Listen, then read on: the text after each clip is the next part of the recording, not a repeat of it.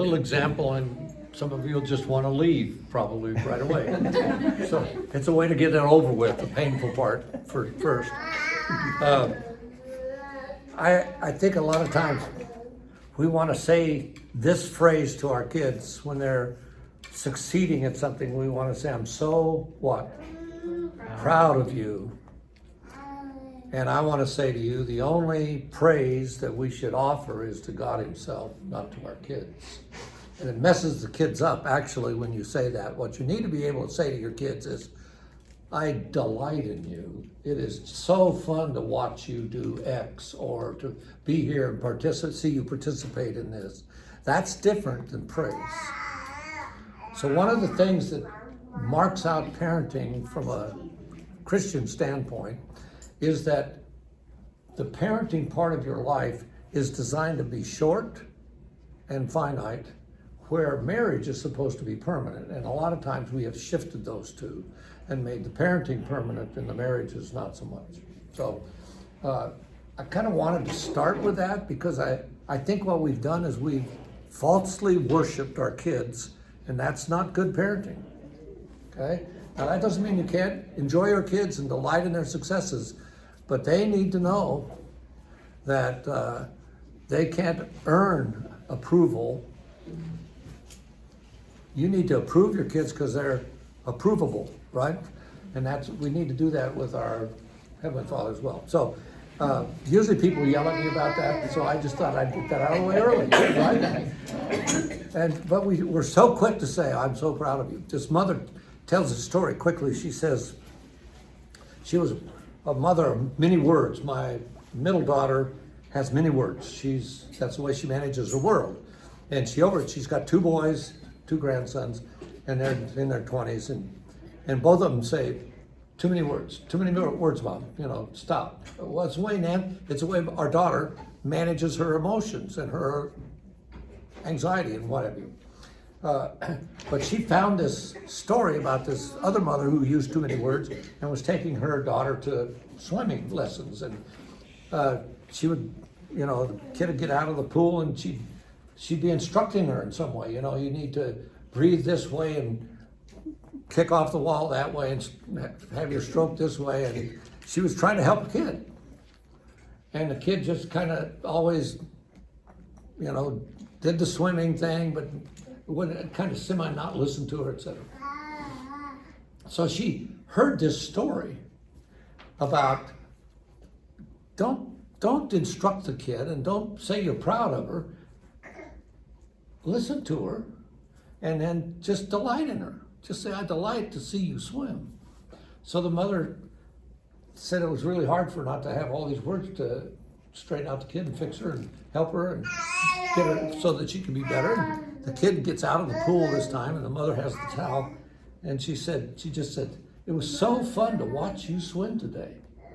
And gave the kid the towel. And she said, as the kid normally did, she put the towel around her and turned around and walked a few steps away and stopped and came back and hugged her mom.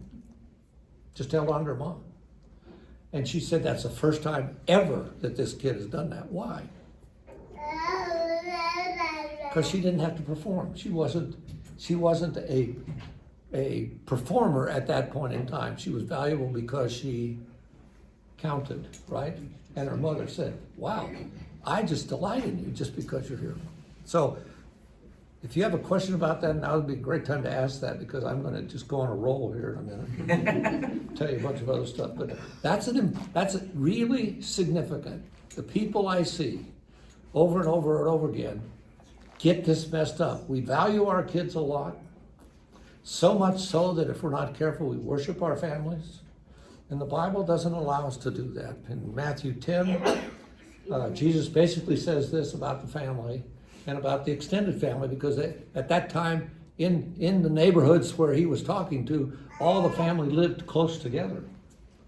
Cousins and aunts and uncles and so that was a big part of the puzzle, and that's a big part of child raising, and we don't have it today because of how we live, essentially. But what he said to them is, you need to hate your mother and father, and you need to separate from your kids, and you need to, and the statement is awful. You just look at it and you say, and context it this way. He says, I came not to bring peace, but to bring a sword. And the sword is to keep us from worshiping our families.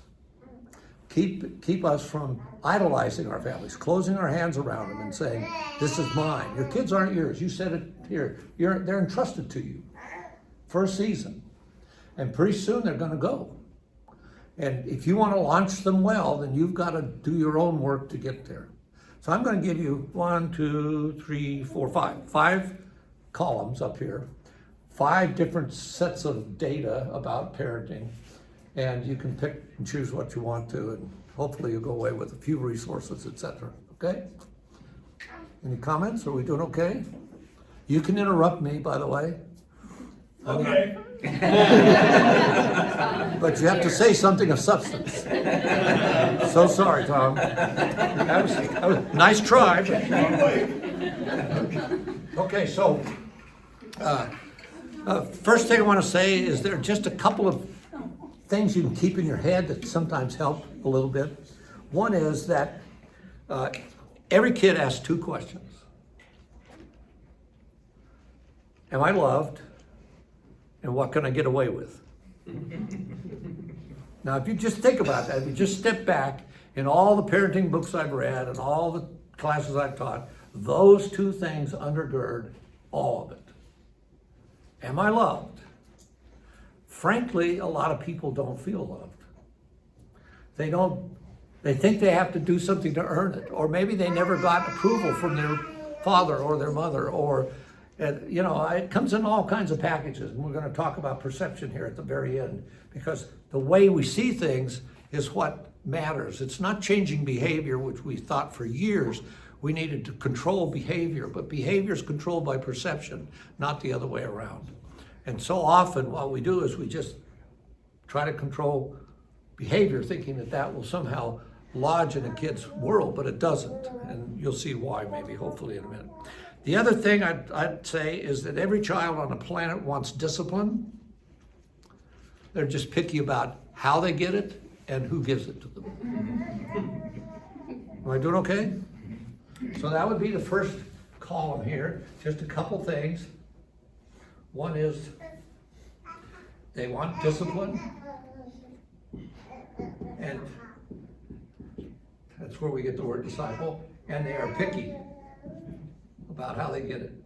P-I-C-K-Y, that's good enough, okay? And then the other 2 things are they want to know if they're loved, and they want to know what can they get away with, how much, what are my limits? How much room do I have?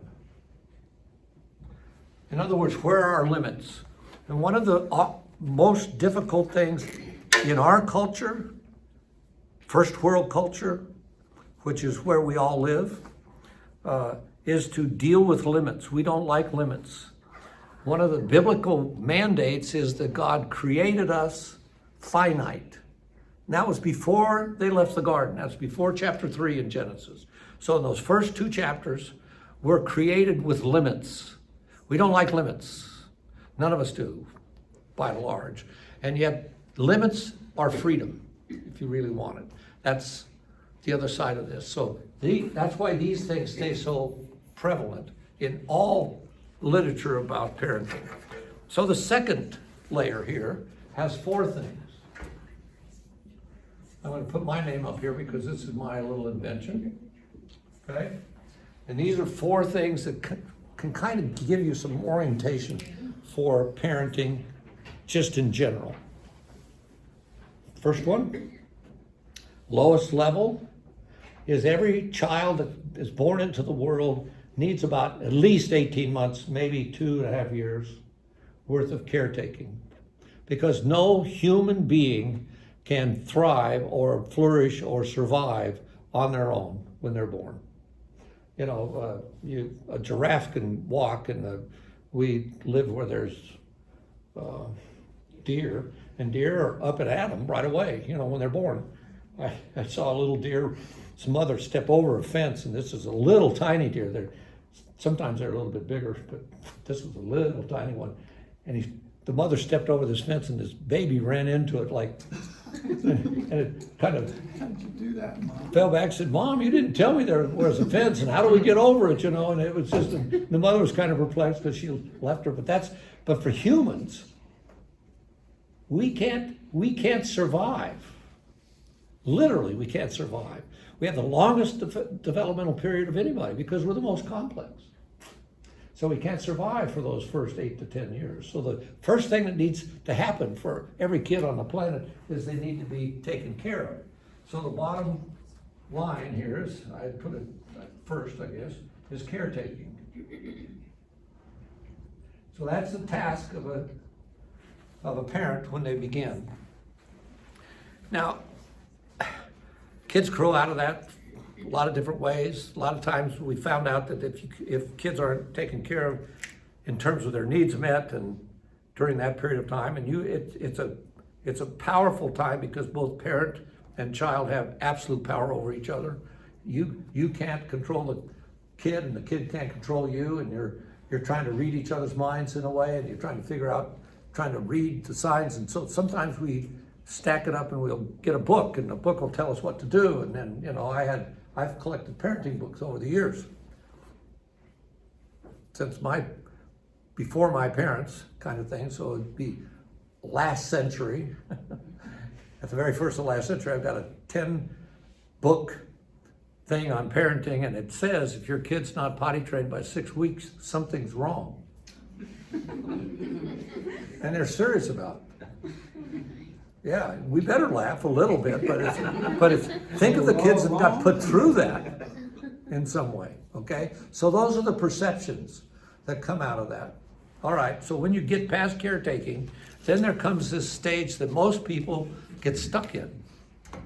And I call it the cop phase. So this is where you as a parent are responsible for keeping that kid out of the street. No kid can decide to stay out of the street on their own. They don't know enough. So they have to be guided, and a cop blows the whistle. And sometimes, if the kid asks why 20 times, you really don't care. Sorry, you still don't get to go on the street, whether you like the explanation or not. How am I doing? Most parents get stuck in this phase because it lasts a long time, and it's constant. And the questions are constant, and the barrage is constant. And when you think you get it right, the next day the kid changes, and so they're in a different developmental phase, and you have to treat them differently. And so you've got to grow with the kid through this whole section. But the cop phase is to equip them with the basic things that they need, like how do you open the door? How do you make a phone call? How do you wrap a package? How do you, fit whatever in there that's needed? But the bottom line, that's what the cop phase is for. It's to keep them safe and to teach them limits and boundaries in their own world, and so to launch them through things. What's the age range for this? When should it stop, do you think? 16. Way too old. But we would like to do it until they're 16. Okay, what age? Maybe 10. Yeah, between 8 and 10, probably, somewhere in there. And it's because the way the brain functions, you need to have some understanding of that. So I'm going to give you a book title. This is my thing, right? Give you a book title that I think every parent on the planet ought to read. It's called The Male Brain. It's a quick read. It's written by a gal named Lorraine or something like that, Byzantine. And the point is, she's telling you what the hardwired part of the male brain is. And we don't talk about this very clearly anywhere in our culture that I know of, anywhere that I've been.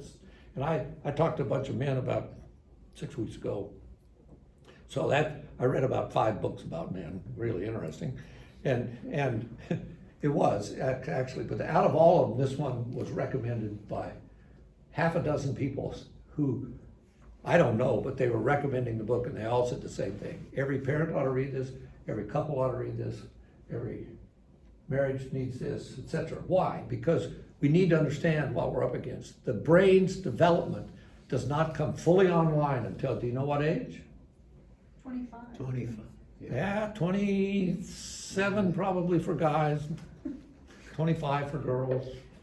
You're ahead. Yes, we know it. We bow to you. Thank you, Jesus, for the way you made that. You know it. But you don't have the ability to make good choices because its prefrontal cortex doesn't show up until at the very end. And we're forever trying to get people through this and help them function in ways that they don't have access to that stuff. And then when you read the male brain, what you get is you get the phenomenal impact of hormones. And it's not just for women, it's equally for men. But we don't teach that stuff, so it's kind of handy, if you will. Cop phase, most people stop their development parentally at the cop phase. The third phase, from my point of view, should be what I would call coaching. I don't know if you've ever coached or watched a coach, but there's no coach on the planet that can play the game. You can be ready to play the game, you can be in shape to play the game, you can know who your opponent is, you can understand all kinds of stuff, but you can't set foot on the field. You're the coach. And it's that point where you have to trust the child and have them learn how to fail. One of the hardest things to teach in the church, from my point of view, is that God set us up to be failures so that we could get up again and learn. And we tolerate it with babies, right? They're short, they're padded. So when they learn to walk, we laugh at them when they fall down. They fall down again. You know, if I sat down like a baby, I would have brain damage. Well, I'm not padded that way, you know. But anyway, but you think about it. They fail and fail and fail, and we never get on them for it, do we? And you know, the range for walking starts at age 7 months and probably ends at 22 months or something like that, and that's all normal. Oh. So we get upset if they're 18 months out and still not walking, you know. Maybe they don't have to walk because you pick them up all the time. They're so cute, and so anyway. All right, being a coach is a whole different orientation, and very few parents move from being a cop to being a coach with any sense of understanding of what they're doing, all right? Or they do it too late. They wait until they're 15 or 16, like we said earlier. Somebody said earlier. How am I doing? Does this make sense? The last one is called, what's it called, Nancy? Coach and consultant. Okay. Will your child, or maybe let's ask it another way. You all had parents, sorry. Maybe you know them, maybe you don't, maybe they're alive, maybe they're not, that's not the point. You had parents at some level, and my question is, would you hire them as a consultant today? Don't answer. I don't want to be discouraged, you know. Most of us would not, frankly, and it's because our parents have not earned that space. My youngest daughter, called me one day on a Sunday, and she said, "Dad, you got a little time to talk." Now, she won't let me cheat. If I'm watching TV or something, she gets it on the other end of the line. So she said, "Dad, you're watching the screen," and I said, "Okay, I'll listen." So we correct all that. But she called me. She was married at the time. She called me and she said, "Do you have some time to talk about this sermon that guy preached, you know, at the church I went to?" And I said, "Yeah, that's pure grace that your daughter would call you and ask that." She wasn't asking for money or advice. She just wanted to wrestle with this construct with me. And I got off the phone, I was crying. Nancy said, "Why are you crying?" Well, why was I crying? I was asked to be a consultant. Does that make sense? Am I going too fast? Are we doing okay? Okay, so this is a helpful You're good. Is that my fault? You didn't do it. Okay! We can escape the room. All right, so this is kind of a collated result of mind doing this stuff and reading this stuff and talking to people and being around. I just think this is a helpful way to think about it. You can usually unravel developmentally where people are. So at about age, what age should we start coaching? We said 11 up. 11, 10 or 11 or 12, somewhere in there. And brain development allows that to happen. And then where should the coaching end? 27. It shouldn't. Should. It shouldn't end. Well, it should end actually at But I recall the my coaching mom- part should end. The coaching part, yeah. Oh, the coaching coaching, part the should end. consulting. The consultant should go on for a lifetime right. because it's on them to choose, not you. You have to wait if you're the parent. And that means you have to open your hands and say, I've launched you, you're on your own, you were just entrusted to me for a season. That's it. They are not your kids. Once they're your kids, you close your hands around them, and it's a form of idolatry that we all have a tendency to do. So this is how to keep your hands open. They simply are theirs, are their own person. We have a good friend. The reason we're in ministry was due to a career missionary in Africa years ago. And she said to us one time, she said, well, you can't take the blame for anything your kid does, and you can't take the credit for anything your kid does. That's an open hand. That means you recognize that this is a person that needs to go fully through life on their own, if you will. All right, the next one is something that I practically did when I was raising our kids. And I ran across this because the guy wrote a book called The Peter Pan Syndrome. You ever heard that? Peter Pan Syndrome is a book written by Dan Kiley. He's a Chicago psychologist. And at the time he said, men aren't growing up. They're staying Peter Pan. They're not maturing. They're not developing like they should. And I would just challenge us guys, come on, show up, let's do the work we need to do to get there in some way. And so he writes this book, and then I stumbled onto the fact that he wrote a couple, more than that, he wrote 2 or 3 books on parenting. And out of it, came this one thing that really was helpful for me. And so Dan Kiley is his name, and you can find him, you can find the books he wrote about parenting on Amazon. Somehow you just put Dan Kiley books in and you'll find them eventually. So his point is, you want something handy to use with your kids when they're a little bit older. This is what I used with my 3 children. And they all hated it. And I loved it. And the reason I knew it was a good thing is because they hated it. And I loved it. And here it is. And it goes something like this. There are some things, son or daughter, that are your business. And you have to take care of your business. And if you take care of your business, guess what? Nobody else gets in it. But if you don't take care of your business, somebody else is up in your face, up in your grill. They're going to challenge you. If I don't pay my bills, what happens? Well, the lights go off, and nobody feels bad about it. It's just kind of a matter of fact, because I haven't what? Taken care of my business. So it's a model that has that. Here are the 5 things that are your business, and they stay your business for your lifetime. And you can do it with your children at any level, and I'll give you some examples. First one is time. You have to be responsible for time. Okay, you can play outside. And if I say for a while, what does that mean? Maybe next week, unless I get hungry or need something, right? So time becomes pretty significant variable.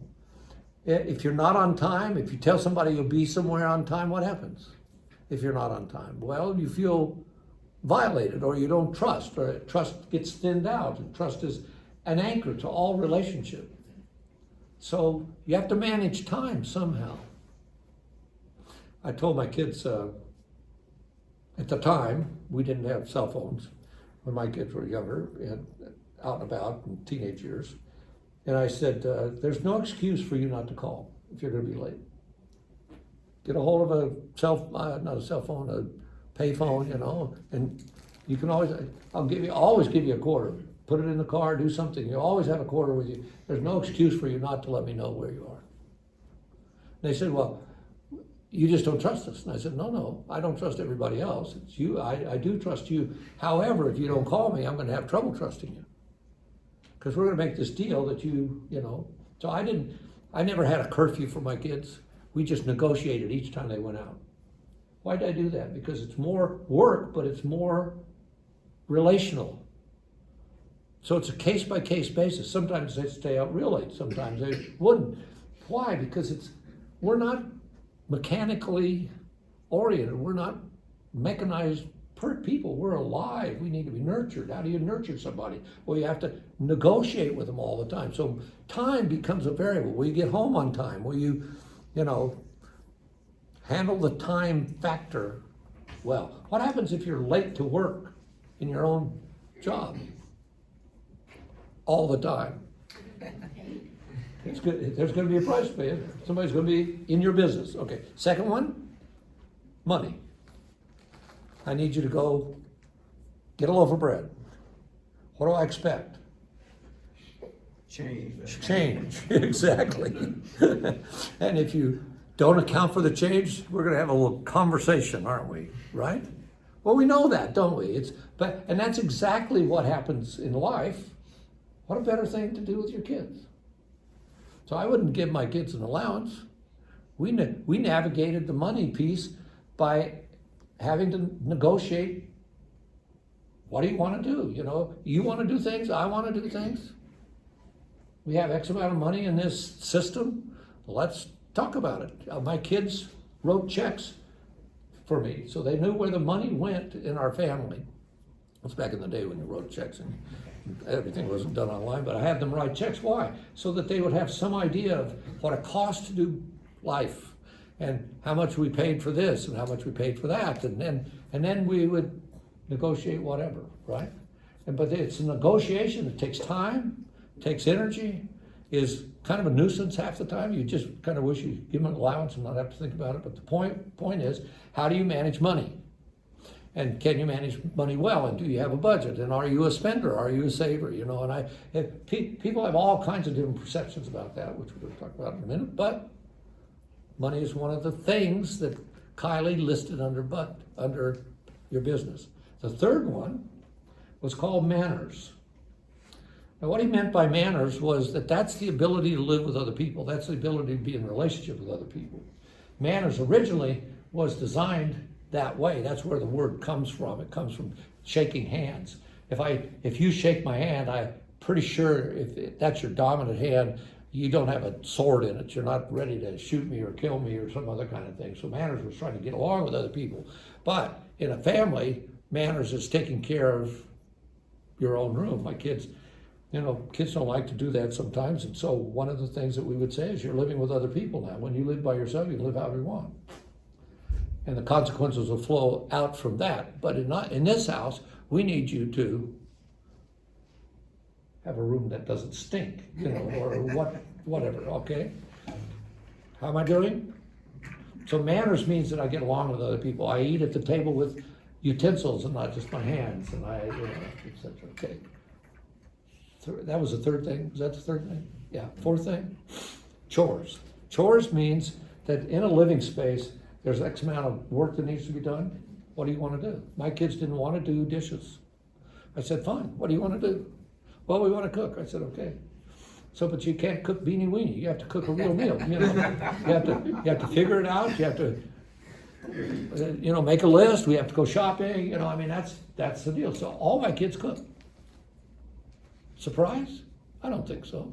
I think it's just a matter of fact. This is chores. I got a little discussion with my son one time. I said, I need the lawn edged. I don't know if you know what that means, but we had sidewalks and we wanted to edge it so it looked really nice, and he just blew it off. He said, I don't think it needed it. And I said, well, you didn't say that, And so we had this little discussion, and the next time that came around and he didn't do it, I did it. Then he asked me if I would take him somewhere, and I said, I can't. Because I spent my time over here doing this chore instead of that chore. It was just trying to make this what? Matter of fact. I didn't have to get upset. I wasn't angry. I wasn't, it's just a matter of fact. These are the chores that need to be done, are we gonna do them? Okay. And the last one, it's their work. And in this case, it would be school, right? So how do you do school? What do you need to be successful at that, et cetera? So those are the 5 things. And that, I'd just say, hey, we need to have a conversation. And I'd sit down with them, and every time they knew which area of those 5 we were gonna talk about. It's really helpful. So I'll put the 5 up. Can you write those down? Yeah. Business.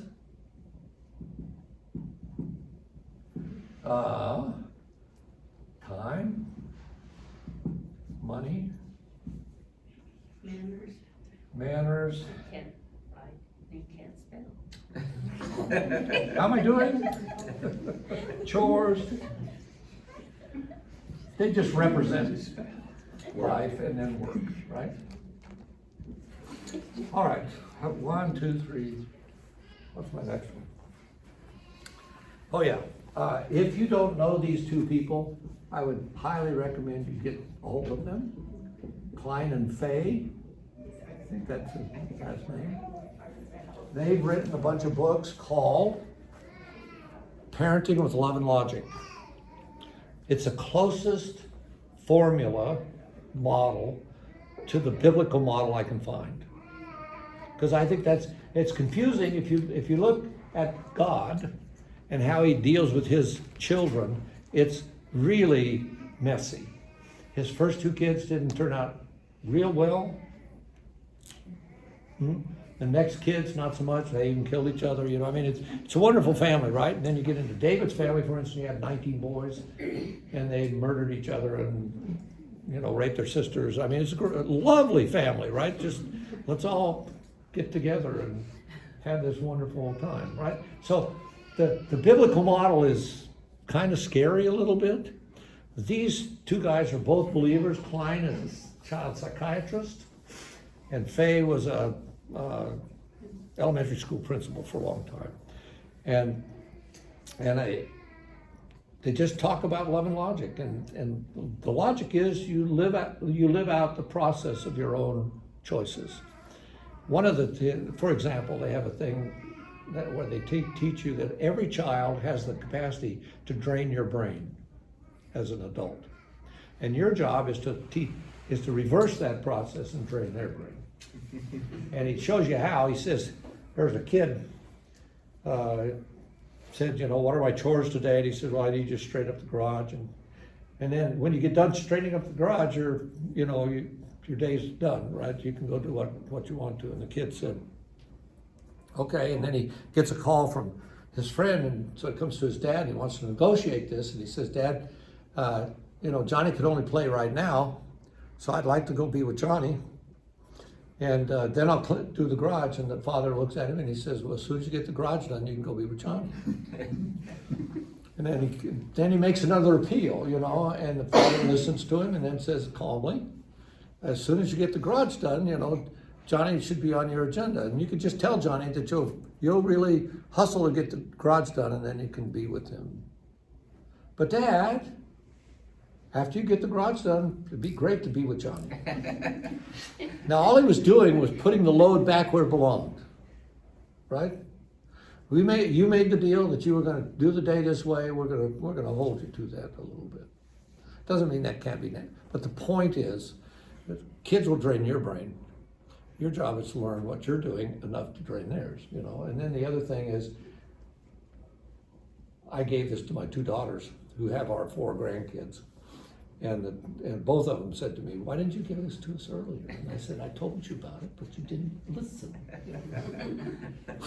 But it will radicalize the way you do things, because, it said you can go outside and play after you clean up this mess, put your toys away. And then the rule is, if you don't put the toys away, then if I put them away, then I'm going to put them away.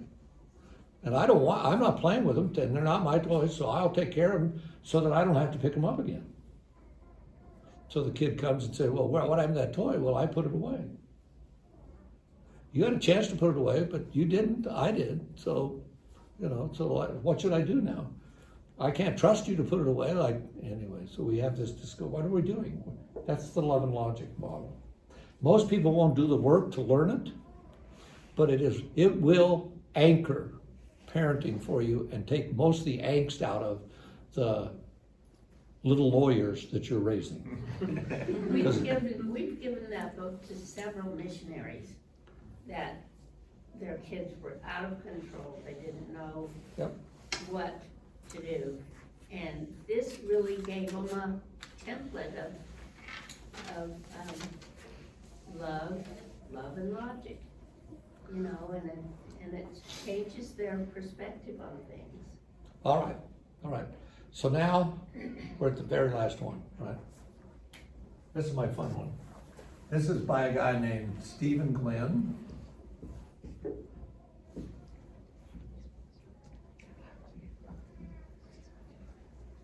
And he says there are 7 things that are needed from his research. He wrote a book called Raising Self-Reliant Children in a Self-Indulgent World. He had 4 children of his own, biologically, and then took on 20 foster kids. All 24 children paid their own way through college. Self-reliant children in a self-indulgent world.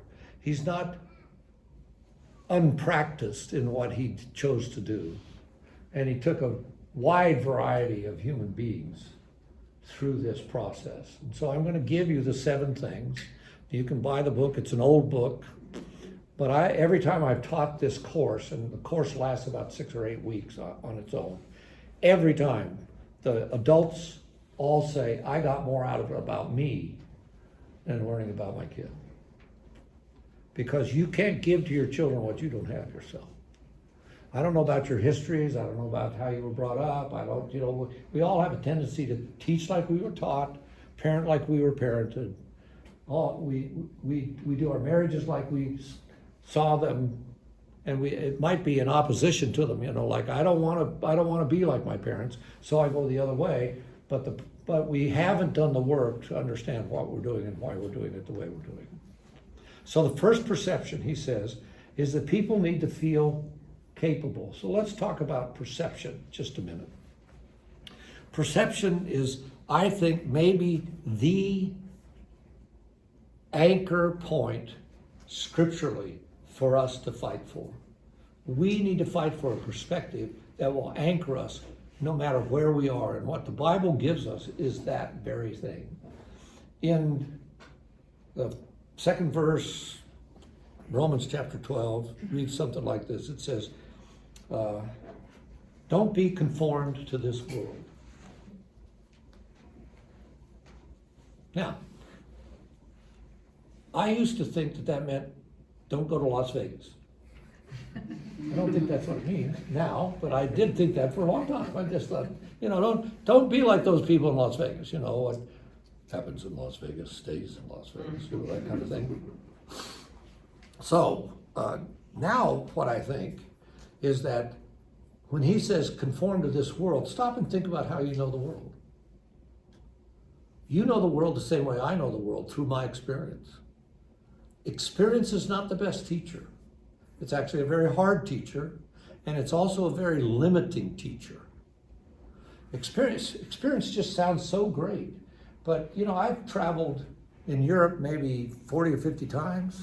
These 2 back here lived over there and lived in Japan. And they have a whole lot more experience than I have in terms of just the broadness of their experience.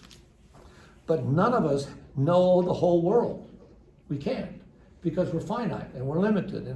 So when Paul says, don't be conformed to this world, part of what he's saying is, don't trust your own experience to teach you the truth. Your experience limits you to your experience. The way the scriptures are taught to us is they're given to us as revelation. It's easier to learn by somebody else's revelation than by your own experience many times. I know I don't want to have syphilis. Why do I know that? Come on. That's, Through other people's experience. yes, thank you. You know, I trust somebody else. You know, that doesn't look fun to me. You know, whoa. But we think about what Paul's saying. He says, don't be conformed to your reality, but be transformed by what? Renewing. And the word renew is where we get the word metanoia. It's the transformative thing of repentance. 3 things that are meant by repentance, quickly. One is, repentance means stop doing this thing, start doing this thing. If this thing was bad, you should stop doing it. If this thing's good, you should start doing it. So you turn from one thing to another.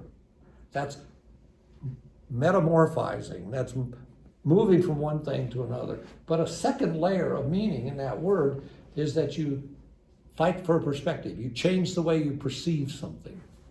Listen to this language that I wrote down here. It says, if we think we can, we will. If we think we can't, we won't. All that stands between ourselves and our capabilities are our perceptions of who we are and what we can do. The Bible says it this way: as people perceive themselves in their hearts, so are they. If you perceive yourself as a winner or a loser or strong or stupid or bright or capable or gifted or whatever word you want to use, that perception is the driver if you're not careful. So when Paul's saying, let go of your experiential world so that you can get a hold of God's view of you, which is bigger, He's going to envelop your view of yourself, and this bigger view is going to allow you to what? Get a better perspective. We sometimes believe that what we see determines what we think. What our perception is determines what we think. But the opposite is true. What we think determines what we see. If I had time, I would have brought this gorilla perception trick, story, experiment. Anybody seen it? It's about 10 people standing in a room with a basketball, and you're told as the observer to count how many times the basketball changes hands, and these 10 people start passing the basketball back and forth. And everybody counts like crazy. And then when they get all done, the person comes out and he says, okay, and they take the number of times and see if you got the number right. The people exchange the basketball. They said, did you notice anything else? Well over 60% of the population don't notice that there was a gorilla walking through the room. Perspective matters, guys. And the biblical message that Paul's saying in Romans 12 is fight for that perspective. And one of the ways you fight for it is you anchor yourself in the message that says, I have to start at the cross. Good friend of mine committed suicide. He was also a psychologist, and I did his funeral. And I remember thinking about, if you start at Mark and try to get back to Jesus, you're never going to make it. But if you start with Jesus and work your way out to Mark, you're going to have a whole different perspective. See what I just did? If you play golf, you'll understand this.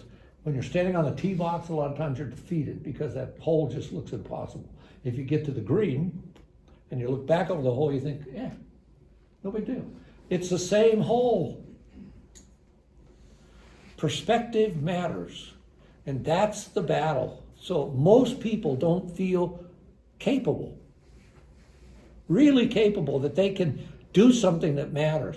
And a lot of times it's because we take away their ability to fail and get better at something and get up and say, yeah, you can do this. It's okay. So you spilled it, or you broke that, or whatever, no big deal.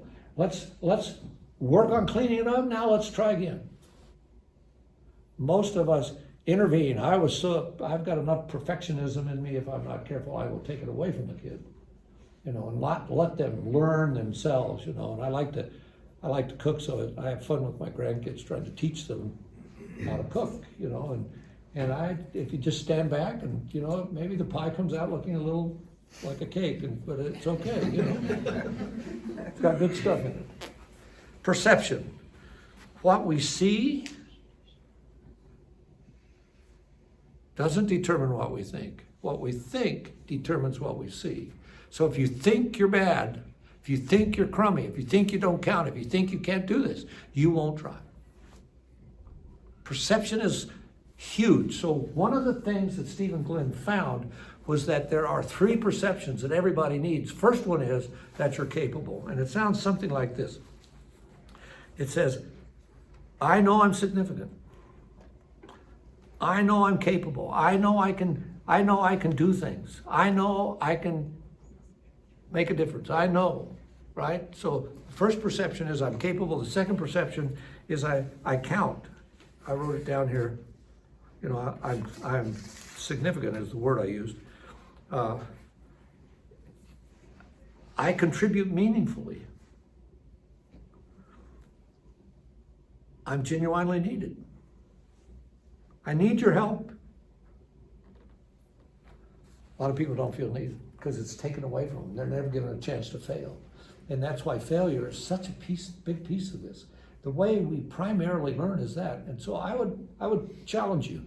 If I had time, we had time, we could sit in a large room for a long time, eat snacks, drink stuff, and I would ask you to tell your story. And if you told me your story, I bet your story would be freighted with primarily places that you had failed and then got up. Overcome, survived, something. That's how we tell our stories. Why? Because those are so important. But then we're told not to fail ever. You get a failing grade, you feel really awful in school. It's just silly. We've done it kind of backwards. We don't allow people to learn the way we're designed to really learn. All right, third thing is that I need to have agency. I need to feel like I can make a difference. And a lot of times, we don't give people space to do that. So one of the things that good parenting takes is space. All right? It takes enough space for a kid to catch up, enough space for you to see where the kid actually is at that time, etc. So agency means that not only do I feel capable and significant, but I know I can make a difference in some way. So if you say, we're going to go here, and then I say, I would like to go here, and we never go where you want to go, you don't feel like you're having much agency. But if you involve a child in that decision-making process and then give their choice or their desire or their perception weight, it makes a difference. Does that make sense? Those 3 things are perceptions. That's a way to think about life. I think I'm capable. A lot of kids don't feel capable. If they don't feel capable, what happens? You'll shut it down. I mean, anybody that's played sports knows that. A good coach can identify what it takes to give you the capacity to say, you can do this. I'm going to put you in, go do it, And then if you fail, they don't beat you up for it, Get up, let's do it again. Let's try again, let's keep after this. How am I doing? Okay, 3 perceptions: capable, significant, and I have agency. I make a difference. My vote counts. We go to this store and not that store. We get this thing and not that thing, And then follow through on it. That's taking care of your business. If we buy your cookie and you don't want to eat it, then we have to have a discussion about spending money again and see how it works together a little bit. The last 4 things have to be with skills, and I would argue that most of us teach skills backwards. Okay? We teach the skills first, thinking that it will change the perceptions. I guarantee you it will not work. You can change behavior and not change perception, and if perception doesn't change, transformation interiorly doesn't change. Did I say that too fast? I need to do that again? Yes. Yes, what? Do it again. I was watching the kids. And the winner is...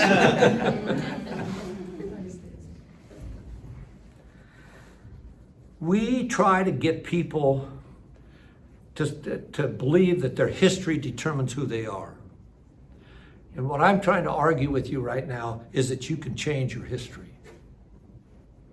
If we all watched an accident, the same accident, and you were on that corner and I'm on this corner and you're on that corner, we would all see exactly the same event in space and time, and we would have three radically different perceptions. Why? Partly because of what we're paying attention to. If you're trained to be an observer of an accident, you'll see different things than if you've never had any training at all. And if you're terrified by that because you had an accident last week, you might see something different than somebody else sees. Perception is a product of your thinking. And if you try to change behavior and not change perception first, you're backwards with kids. You need to figure out what their perception is and what they're thinking that leads it to that helps them then what? Begin to develop skills that they can change things with, but if their perception's not right, you're in trouble. So that's why I say to people sometimes, you're not your history. So when you get to Romans 12, he says, don't be conformed to your view of reality because your view of reality is limited. It's not God's view. God's view of reality is quite different. And Paul said, drop your view so that you can be encompassed by God's view of you and reality. And most people can't get there. There's a guy named Henry Nouwen that writes a lot about interior work, and this is what I try to do with pastors all over the world. And it's amazing to me how they resist doing what I call interior work, stuff that's on the inside, trying to transform your own heart, set yourself free, quit striving, relax, be calm, take a breath, be at ease, find peace, etc. Most people can't do that. You just got back from a sabbatical. Yay! You know. Yeah. I'll say it in front of all of you. He needs one every 3 years. Well, maybe he needs every 2 years. But the point is, the rhythm of life is so that you can breathe, so that you can really have that space. Well, we get caught in our own stories, and we think they're true. And they are to a certain point. Well, Henry Nouwen, I've got a book on my desk. It's a bunch of meditations by Henry Nouwen, and they're all about being God's beloved. I preached a sermon to a bunch of Presbyterians, and they're kind of uptight. So you just have to recognize Presbyterians are uptight. So I told them, I know you're uptight, so it's okay. I said, but I'd like you to repeat after me this. I'm holy, I'm righteous, I'm beloved. I said, oh, okay, you're going to have trouble doing that. Let me just see a show of hands. How many of you feel holy?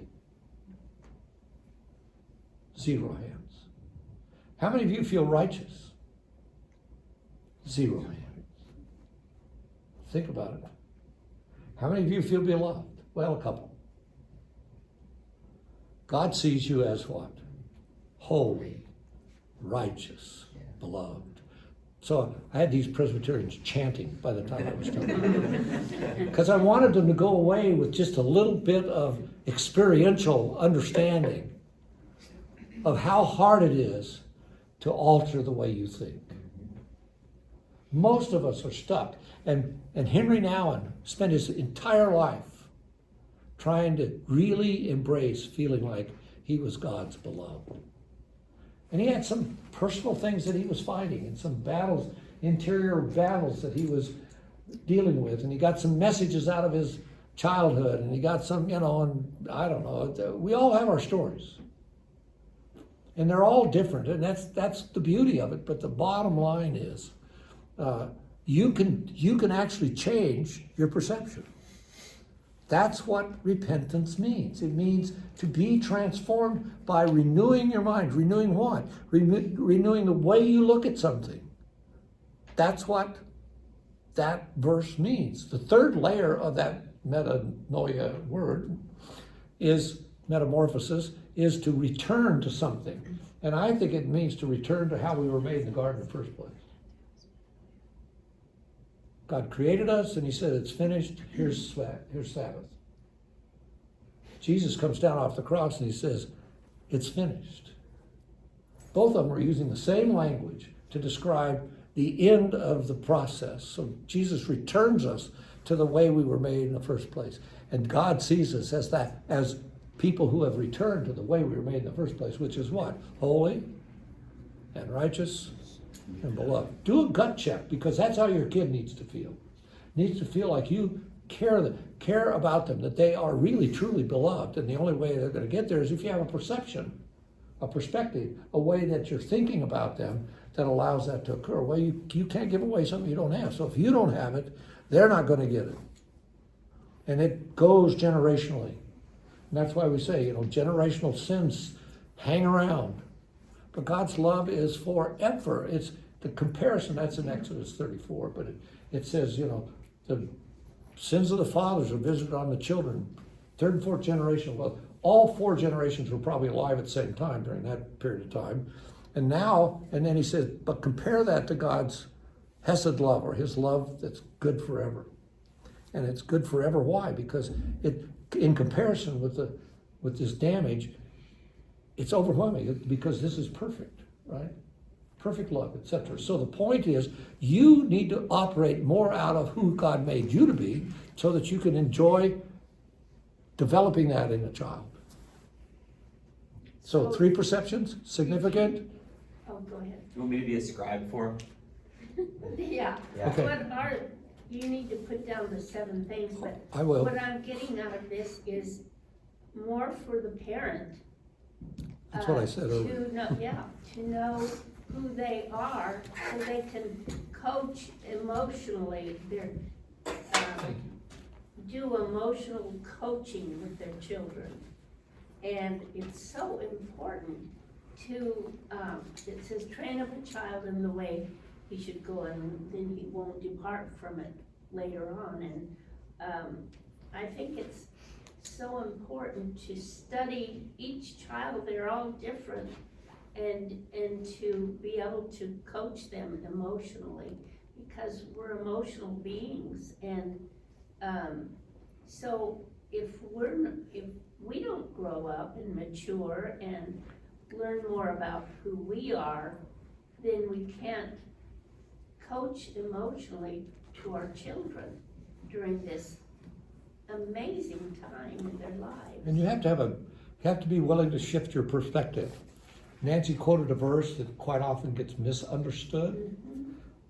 I tried to do that Sunday morning. We get misunderstood on Sunday morning about, and he'll make his desires yours. He'll put his desires in your heart. You can just begin to tap the desires that he's already given you. Most of us don't get anywhere close to that. We think talking about desires gets really sticky. Well, this verse about raising a child the way you should go, it means you study your child and you conform your training to who he or she is. And if they are sensitive, you're going to adapt to their sensitivity. If they're, rough and tumble something else, then you're going to adapt to that. If you're not going to try to form them into some kind of mold. I tried to form my kids into a very obedient mold, and the first 2 kids were kind of like that, and the third one came along and said,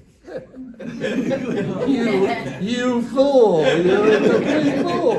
And she was kind of sticking her tongue out, I think, when she was in the womb. So anyway, capable, Yes. significant, and the third one is you have agency, where you make a difference. Personal power maybe would be a way. Agency or power. You matter. You're in this family, so you count. You have a vote, and it matters. Yeah. It changes things, right? Those are perceptions. And look, if you try to change behavior hoping it'll change perception, it's backwards. It's out of order. And one of the major things you learn when you study Scripture long enough, what you'll find is order matters greatly. You can't, changing a behavior doesn't necessarily do anything for transformation on the inside. When Paul says be transformed, what's he saying? Be transformed by changing behavior? No. Be transformed by renewing your mind, shifting your perspective, changing the way you think about things. If you think the way the Bible says, that you're holy, righteous, and beloved, then guess what? You'll begin to operate out of that, but you can't operate out of that authentically if you just try to put on holy, righteous, and beloved and you don't think you really are. Does that make sense? Okay, the fourth one's, the next four are all skills. Now, one of the things that I can tell you about skills is you can teach skills to anybody that transcends personality and character and all that kind of stuff. Skills are transferable, teachable kinds of things. But if you don't have the perceptual foundation, then the skills, probably not so significant. Yeah. So the first skill is intrapersonal, which I've talked about a little bit already. INTRA, intrapersonal, which means you can understand your own emotional world. It's hard sometimes to get the right word to describe a feeling. By the way, there's only about 250 words in the English language that are really feeling descriptors, and most of those are negative. Isn't that fascinating? And we are usually limited. I joke about guys having two primary emotions, anger and irritability. Sorry, guys. We do have more, but it's hard for us to get to it unless we actually work at it a little bit. So intrapersonal means that I have the ability to regulate my own emotional system. If you find yourself angry, it's okay, be angry. What do you do with it? I would argue that anger and fear were not part of the garden deal, because the way God created us was to be in relationship, and anger and fear are anti-relational emotions. If you're angry at somebody, you push them away. If you're afraid of somebody, you run away. Either way, you add distance to the relationship. So when you're angry or fearful with your kid, you're adding distance. That's not helpful. The kid needs to be loved. You can be upset. You can be a lot of things, but let's figure out what's going on inside of you. Intrapersonal means that you have a relationship with yourself that's substantive. And if I had time, I would spend the next 6 weeks talking to you about this one particular skill set, because it's so massive in terms of human development and so underdeveloped. It's my business, but it shouldn't be a separate thing. It should be central to how we teach people in general. The ability to understand your own emotions and use that understanding to develop self-discipline and self-control. Self-discipline, self-control. Self-discipline, not somebody else disciplining you. You deciding that this is the better way to go. Self-discipline, self-control. I was with my two granddaughters a number of years ago, and it was on a Christmas thing, and one's older than the other, and the older one was treating the younger one not very nice. And I was across the room reading a book, and I looked up, and the older one knew I was there, and she looked at me, and I said, "You can make a better choice." And she turned around, she made a better choice. She rectified the relationship she was damaging with her younger sister, and it ended in a conciliatory way instead of a mean, angry, hurtful kind of a way. And I just think that's what you can say to people. It's okay to have that feeling, but you still have to make a choice. Have the feeling. Absolutely have the feeling. Can you identify the feeling? I had a little kid one time, and I said, how do you feel? And he said, "I feel like," how do you say it? He said, "I feel irritated." That was the word he used. And I thought, this was in a counseling with his family. He said, "I feel irritated." And I said, "Well, describe that to me. What's irritated feel like?" He says, "It feels like I'm about to pop." Are those the same? No, one's frustration, not about to pop, and the other one is irritated, right? So he needed help using the right language, but he was going after it because he knew he felt something really strong. So that's what Nancy's talking about, emotional coaching. You have to listen to your kid at a different level. It takes time. And if you don't take time, folks, Watch it. You've got to have space to do this. Jesus walked at 3 miles an hour his whole ministry. I flew out here at 600 miles an hour. That distorts your perception. Come on. Okay, so with kids, when you're in a hurry, it really is not good. And most anger is triggered by time issues. Did you know that? I have a time issue for you. It's only 4 minutes after. That's your time issue. Do you want to know how I feel about this? So the next one is interpersonal skills. Skills with other people. How do you treat one another? That's the manners thing in Dan Kiley's stuff, right? You need to learn how to develop friendships and communicate and cooperate and negotiate and share and be empathetic and, learn how to listen. All those are interpersonal skills. One of the things that you can do at your dinner table is to have people answer a question. And everybody has to answer the question. And you can go around, but just everybody has to answer it, and then you have to listen to everybody else. Then you have to recap that stuff. And that kind of process makes a difference. I have 3 in-law kids. We've done this for years at our gatherings at holidays when they all get together. And it's amazing. All 3 of the in-law kids said, we never process like that.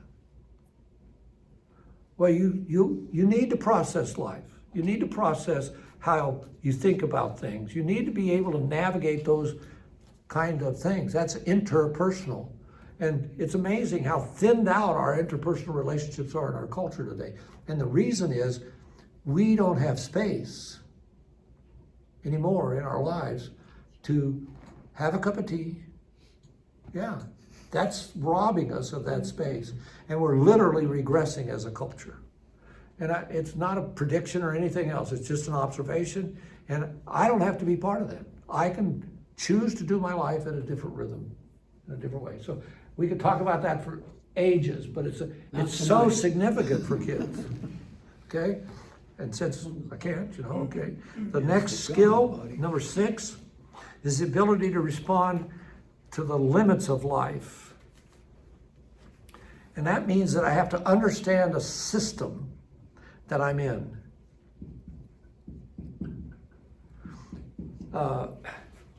So I need to, this is where responsibility comes. I need to know what the limits are.